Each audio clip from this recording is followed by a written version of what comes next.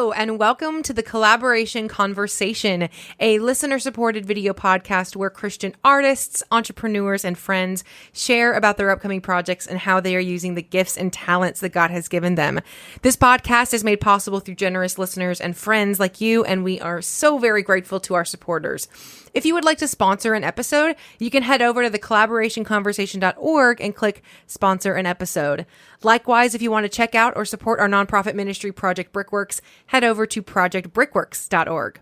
Today, our very special guest is Jake Doberenz. Jake is the founder and president of Theophany Media. He is also a writer and creative. He has a master's of theological studies and a bachelor's degree in Bible with a minor in communication studies from Oklahoma Christian University. And he currently works at his alma mater, OCU, as a resident director and Bible TA. Very impressive. Very. Jake, welcome, and thank you so much for joining us today. Thanks for having me, guys. Well, so we have kind of connected a little bit through some of the Christian podcasting groups on Facebook.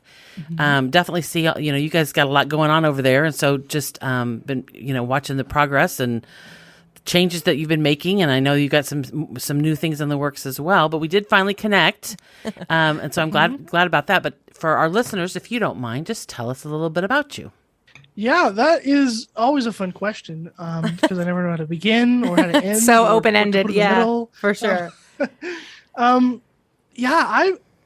guess I'll just say that I've been a creative for a long time and always been sort of interested in doing things creatively, a word that I use a lot but define incredibly broadly just to mean whatever I want. But mostly I'm just kind of a writer. I like using words to express meaning, which is what writing is all about. So fiction, nonfiction, I got some plays published and all sorts of craziness that I'm up to. Good. And then I have a Theophany Media. That was a pandemic project right at the beginning of 2020. And it was really, though, a culmination of just a lot of years of trying to marry my sort of creative inclination with my theological training. Because I like the nitty-gritty academic stuff, reading the random books. I got more piles than just that one behind me. I'm sure. A lot more. And I like that stuff, but I also like the creative stuff, the storytelling.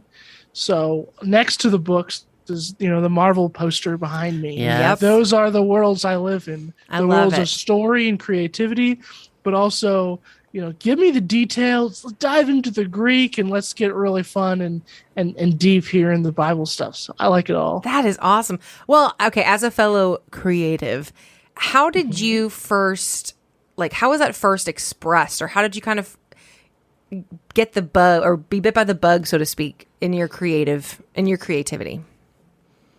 Yeah, I can actually trace it to a moment in fifth grade.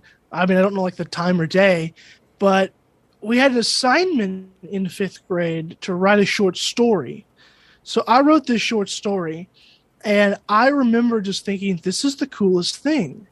And it was a humorous story, of course. That's kind of a part of what I mostly write. It's a little bit more on the comedy side. And it was a description of my first day of fifth grade, but I exaggerated and hyperbolized everything. Made it seem like it was this traumatic experience. And then the story ends with, but everything was okay. My teacher was great. Aww. And so, yeah. So I wrote that, and I just remember thinking, whoa. And one of my first thoughts was, this needs to become a book. This is amazing. This idea is brilliant. I might be a genius. It's hard to say. All that stuff. And then, of course, I keep this story, and years later I find it again, and it's utter trash. It's absolutely terrible. Oh, no. Everything's spelled wrong. This whole story I wrote was 5 paragraphs total. Each one was 3 or 4 sentences, and it fits on a yellow piece of notebook paper. So bad. But still, that's kind of what inspired me to do that. Yeah. And I don't know what it was. Before then, I had been doing some creative stuff. My brother and I would play with action figures and toys and make movies out of them. We didn't just play games. It was like, hey, we're going to tell a story. We're going to make a movie. And so even before that I was creative, but it was that story in 5th grade where I was like, I'm hooked. Yeah. I want to tell stories. That is awesome. That's so funny because you got the acting bug in 5th grade. Yeah. Apparently that's a good time to do it. I feel like you should get that piece of paper that you found and frame it. Whether it's good or not, it sounds very inspiring to you. Yes. That's very cool. That's awesome. I've lost it at this point. Oh no. It's probably in a box in my parents' house. Okay. Is because they, for whatever reason, saved a lot of my childhood stuff. I guess that's good in this case. That's what we do. I'll have we to save sort through Yes. some junk. Yes. Sometime. Yeah. Well, so we talked about how you got started kind of in the creative, but what about with wanting to study Bible? That is such a, I guess in the Christian world, that's not that foreign, but I grew up in a Christian household, and my first thought was, and I'm going to go study Bible. So I'm just curious, were you always super into the Word, and what was that journey like for you to decide to do that? Yeah, the short version. My dad owned a Christian bookstore, which meant that I was exposed to a lot of Christian literature from early on. Free books, right? Great perk. And part of this, he would sometimes go to lectureships. And so I would travel with him if it took place in the summer, and I would get exposed to these Christian thinkers and more books and all this kind of stuff. And so I was always really passionate about that. And I was a public school kid all my life and quickly learned that I was right and everybody was wrong. I say jokingly. Yes. And I was always really passionate about that. But actually, for the longest time, I was going to go into science, which sounds really weird, having heard these different parts of my story. Yes. That's what I was interested in. I wanted to build giant robots and pour different colored tubes into other colored test tubes. That's what science is. When Yes. you're a kid, right? Well, and I had like an AP biology class my junior year of high school. Loved it. I was declared biology major going into college for a while. wow. But at the same time, I had wanted to be so many different things. I realized I can't be everything. And when I looked at the biology syllabus, there were things like anatomy, and I don't do good with that stuff. Don't show me needles or blood or, I once in 6th grade, I passed out because the teacher was talking about how the heart functions. I was out. So I quickly realized, well, maybe like I can do a Punnett square, all day, every day, but maybe actual biology is not really my thing. So I chose Bible. Okay. Because I was already interested in it, but at the same time, I felt like if I couldn't do everything. So what I wanted to do is be grounded in scripture and theology so I could encourage other Christians to use their gifts. Yes, we love that. It's something I think you guys are on board with, of course. Yeah, of course. Brickworks.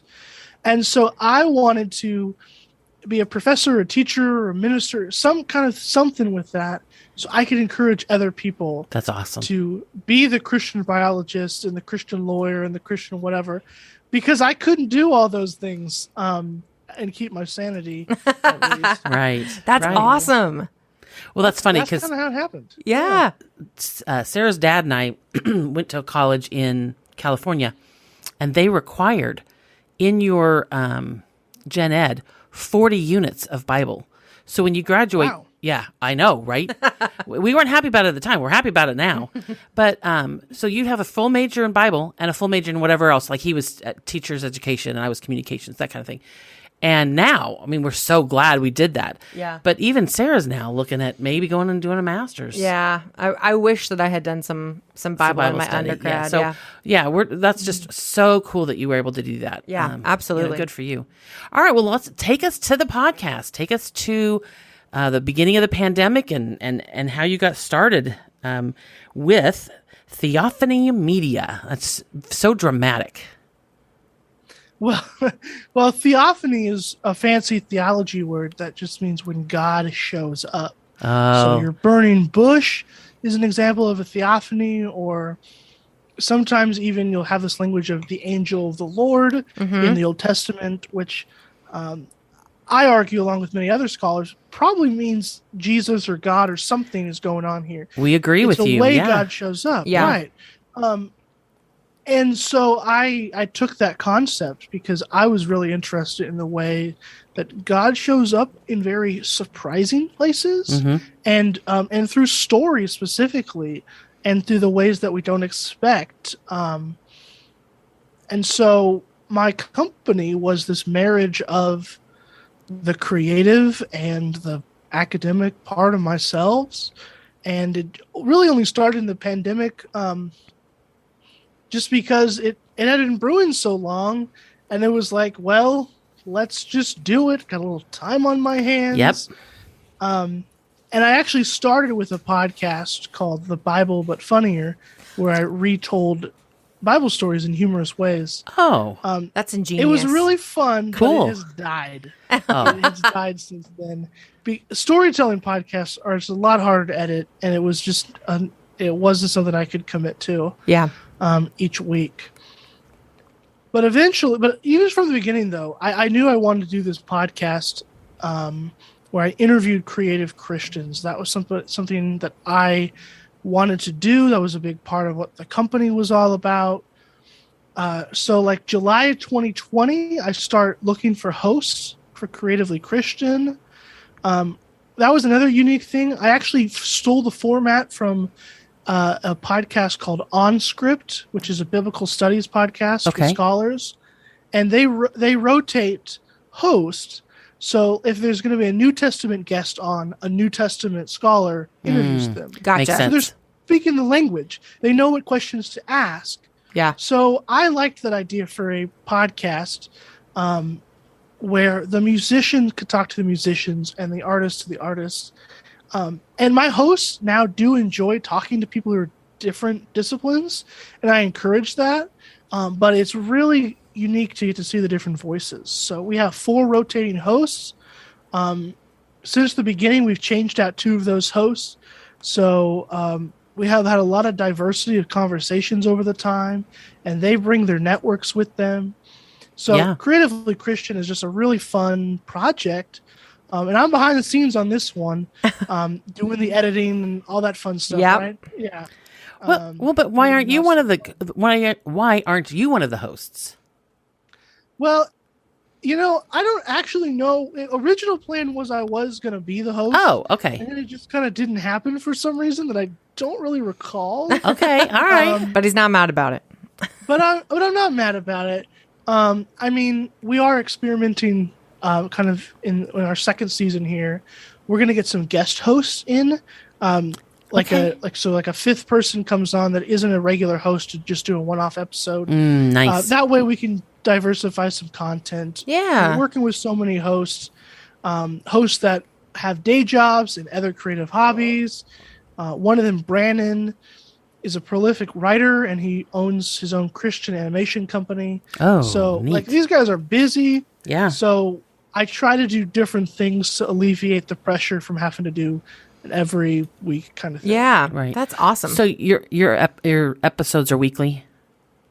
Weekly episodes, Creatively Christian episodes come out on Thursday. Nice. That is awesome. Yeah. Well, you showed us earlier, but I want to talk about your book, Who We Are. Do you still have it over there? I do. He said, "Oh, this old thing." Well, talk to us about that. Yeah. Nice and small.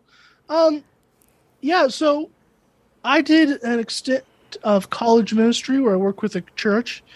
And during that time, I came up with this lesson. In thinking about what do college kids face in the world, identity is one of those things that comes up. So I wanted a class about that.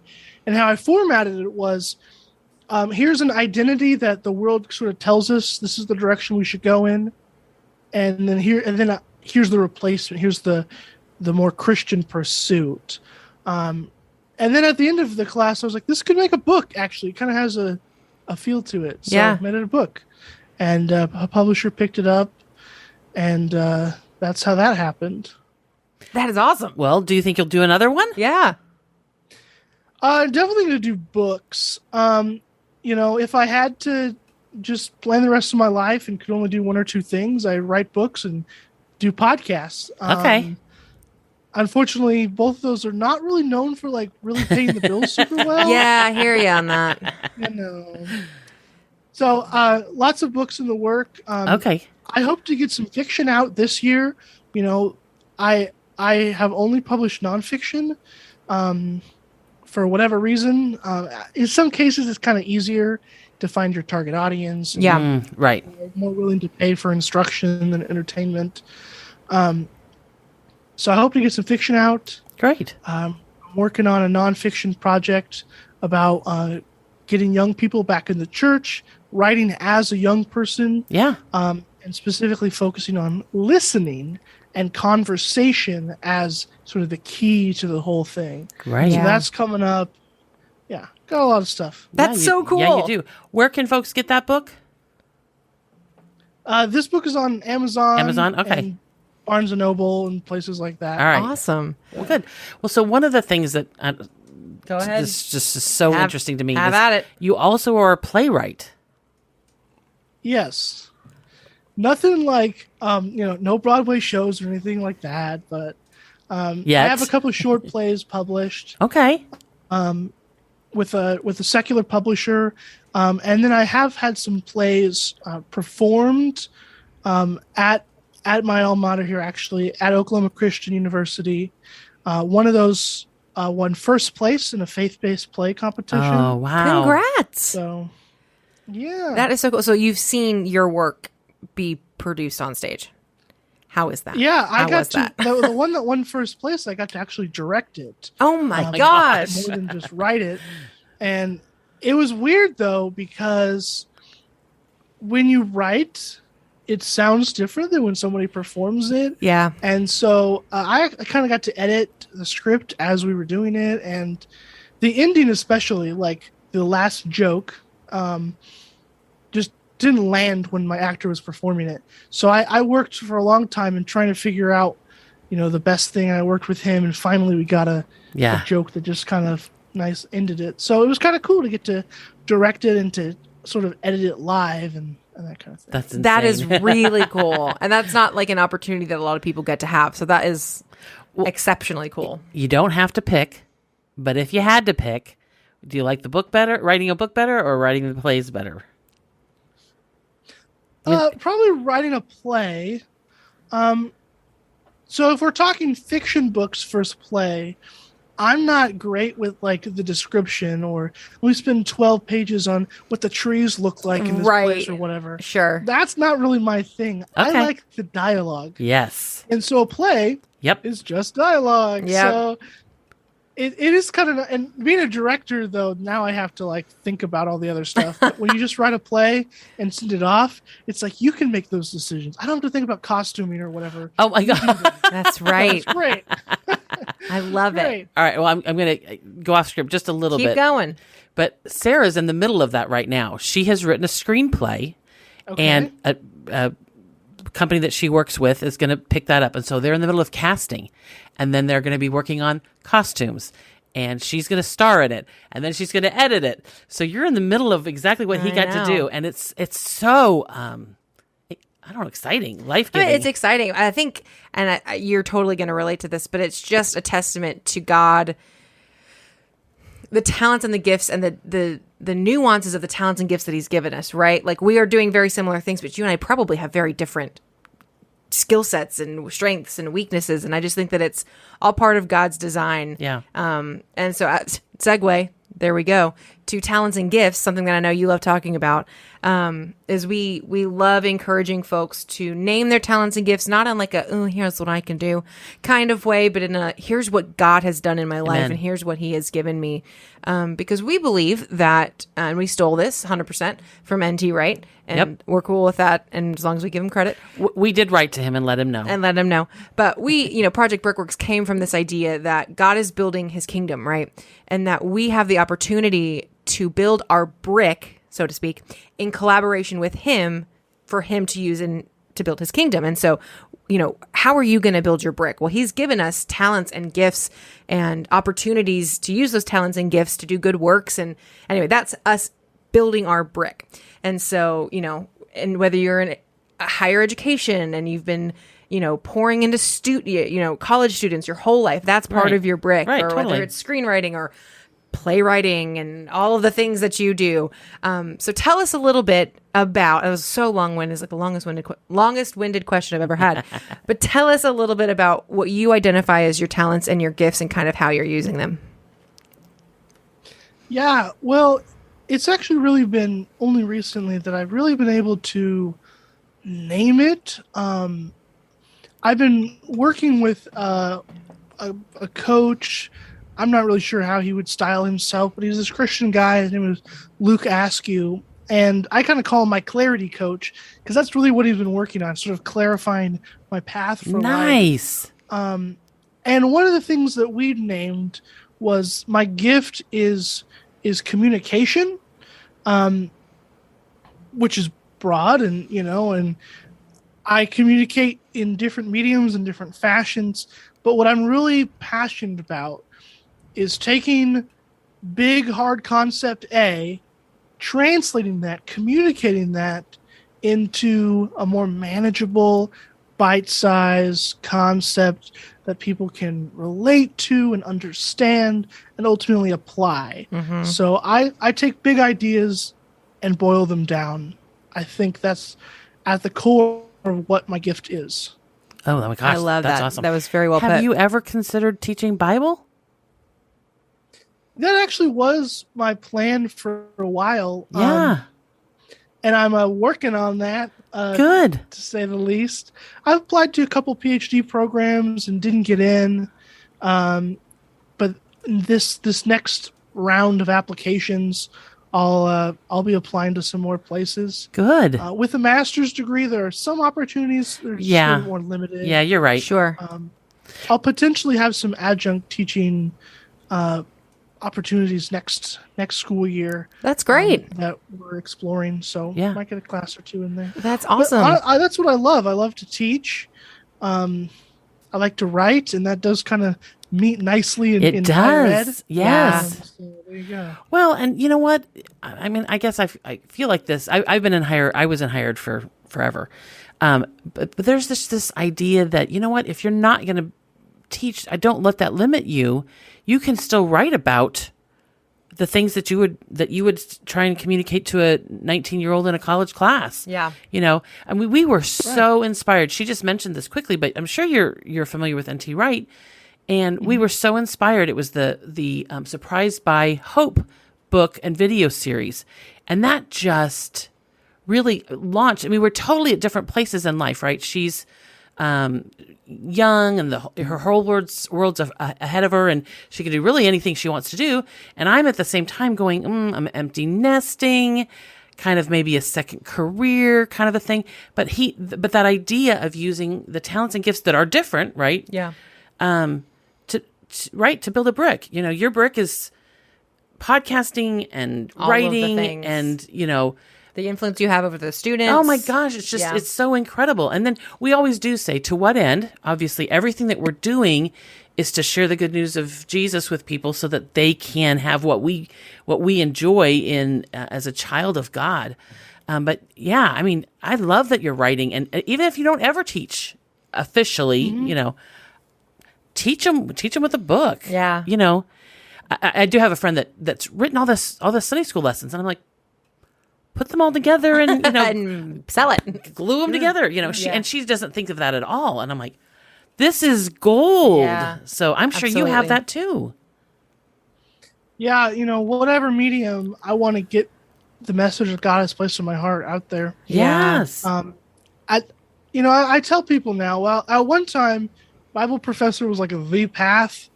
Now, I'm more open to wherever God leads me. I might want to get a PhD just for fun. Yes. Which sounds weird to some people. Not at all. Not to us. Okay. No, that's great. If it's financially viable, that's the other thing. Yeah. But, that's for me because I like learning. It also does open up some doors with authority and different things like that. So we'll see where God leads me. But I'm perfectly content writing some books here and there, doing some podcasts, or a really good social media tweet, whatever it is. Well, and I think that is a testament to your faithfulness. I think, I would affirm that as a gift. Yeah. Is just that I can tell that you're very faithful, and that you know that God's got you, and He's given you these things for a reason. You mentioned that you are very entrepreneurial, which I think comes across with, the fact that you've created a media company and then all these different mediums. Yeah. Pun intended. So anyway, just tell us a little bit about kind of like, what was your first inkling to starting a company or starting like a big endeavor? Does that make sense? Well, it actually goes back to 6th grade. So in 6th grade, I had been going several years to a lectureship that my dad was selling books at, and we kind of became enamored in the apologetics world. And, again, I joke about thinking that I know everything and everybody else doesn't. And that was certainly the unfortunate attitude I kind of had. But I was inspired enough to say, like, hey, wait a second. What I realize is I have these convictions because I know this stuff. Other people do not have access to the same information. How do I give them access to that? So I actually started my first website in 6th or 7th grade. Wow. With just some content that was really bad because I was 12, 13 years old. Right. But whatever. No one's holding you to that, but that's so impressive still. And so I started doing that, and by the time I turned 15, I actually turned it into a nonprofit organization. Got a board of directors from some people in my church and all that kind of crazy stuff. Yes. So that organization isn't a thing anymore. It kind of evolved over the years and then sort of faded away in college just as college got busy. Right. And I couldn't really figure out what I was really doing with the organization. Yeah. But in some ways, I see that as sort of the spiritual successor to Theophany Media. Mm-hmm. Yes. Although the problem I'm identifying in the world has changed. Then it was people don't know Christian evidence, don't know evidence for Jesus. Now I'm really focusing on talking to Christians because I think if I can equip Christians, that's going to ultimately be a better witness to the world than me telling some atheist, here's X, Y, Z, here's why to believe. Right. I That's think awesome. Living our life is the ultimate apologetics, is the ultimate testimony. So I hope to encourage that and help people just engage with culture in a way that honors God and honors others and makes sense. Yeah. So, well, I definitely want to affirm. You've used the word a couple times, but I want to affirm that you are incredibly encouraging. Yeah. Like just from what you just said, I mean, it just sounds like you have a heart for people, and helping them, recognize the potential they have in Christ. And so that's very cool. Oh, yeah. Well, that's what we're called to do, right? Right. Well, so you had mentioned that you thought that there might be some changes coming in the future for Theophany Media. So, you guys might be the first one to hear it, depending on when the podcast comes out, I guess. Hear it here first. Yeah, that's right. So, while it started out... So, if you trace a theme in my life, it's I get really passionate about something, and then it oftentimes fizzles out. And I often don't have a lot of clarity with things. So I'm really trying to be intentional about clarifying the mission and what we're doing. Because when I started Theophany Media, it had way too many tentacles and all sorts of things. When we started with the podcast, for a brief time, we actually tried to sell Christian scripts and in short plays and stuff. There wasn't really a market for that. And I tried to do way too many things at the beginning, just didn't work. So now I've realized there's two kind of main things I really want to be involved with, and that's podcasts and online community management.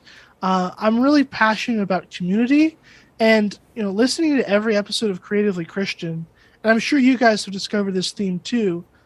Almost everybody says, "Yeah, I wouldn't have been able to do XYZ without all these people, or without a community, without mentorship." Right. It keeps coming back to community. Yeah. Yes. So I'm really passionate about creating these online communities where people can interact with each other and get help and build networks, but not just for, building a better business, but for building a better life. Yeah. So the new Theophany Media is still a media company. We're still going to produce media like podcasts. But at the end of the day, what we want people to do is join these community spaces that we'll be starting and get involved in that and to get involved with each other and to build community. Wonderful. I believe in the local church, and I think that's a great place. But for several reasons, and sometimes creatives can feel alienated in their local churches. Yeah. There needs to be some kind of community. So I want to create those communities. And it'll be more than just for creatives. But generally, our new mission is helping people who are consumers of culture and makers of culture. So just dealing with different cultural things broadly defined. Culture is another one like creative. That I'm just going to broadly define. It just encompasses lots of things. Yes. Yeah. Okay, so this is off topic a little bit, and this is not prophetic. I'm telling you now. Okay. But is there a radio station at your school? I think so. I don't know if anybody listens to it, but I think so. I know, but if you started contributing content, maybe not only would they start listening, but that may be a whole nother way for you to get the word out. Yeah, fair enough. Because they do have a cooler studio setup than. Oh, do they? Well, and the only reason I say that is, so often, there's a handful of kids who are involved with that, right? Mm-hmm. But there's usually resources that are insane. If you're in that department or you work there, I don't know why, but I just was thinking he needs to somehow connect with the folks at the radio station. Your own radio show once a week, whatever that looks like. I don't know. Like I said, cool. It wasn't prophetic, but she's just throwing it out there. Just an idea. Yeah. We love it. Yeah. Well, so how can folks connect with you? How can they follow what you've got going on? Well, we're kind of at Theophany Media on all the channels. Likely with some of the new direction we're going to be going to, we'll sort of be branching out our social media to focus on sort of different projects and different sort of community hubs. But Theophany Media is the umbrella of all of that. So that's a good place to start. Good. I'm at Jake Doberenz on everything, except Facebook, where I have to do Jake A. Doberenz. Good to know. They tell me, sorry, Jake Doberenz is taken. I said, but it's not. It's not. I'm the only one in the world. That's awesome. That's funny. Theophanymedia.com and then jakedoberenz.com. Sweet. Fantastic. That's great. Jake, it was so nice to meet you today. This has been so cool, and I'm so excited for all of the things that God has for you. I can just tell that you have an open palm, and you're just like, here's all of the things that I have. Do with me what you will. And it's just very inspiring, and it's very cool to see. And we're so excited to have made this connection. And oh, yeah. And if you ever have a play and it's produced in Nashville, tell me. Tell us. I will go. Deal. I'm Sounds good. serious. We go see lots of shows. So yeah, that'd be awesome. We'd love to. Okay. My brother's actually in Nashville, so I do have excuses to get up there. There you go. Oh, that would be awesome. That's very good. cool. He's a screenwriter, too. There could be some connections there. Absolutely. Or Connect wannabe away. screenwriter. Well, good. Well, very cool. Thank you so much. Have a great rest of your day and the rest of your weekend as well. And we'll see you later. Thank you. Bye. Bye-bye. For more information on Project Brickworks, visit us online at projectbrickworks.org, subscribe to our newsletter, or text BRICK to 55498 to get the latest news and updates. We love you all. Be blessed, and we'll see you next time. Bye-bye.